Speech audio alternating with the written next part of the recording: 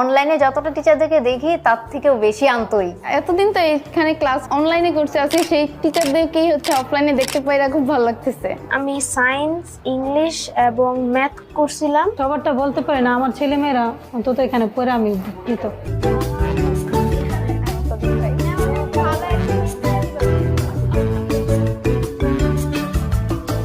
আসসালামু আলাইকুম, আমি সামিয়া আক্তার, বিজ্ঞানেশন school and college. Sumaiya Akter, Mehrab Hossain, ideal school and কলেজের স্টুডেন্ট। ক্লাস 6 এ পড়ি। আমরা 10 মিনিট স্কুলের স্টুডেন্ট।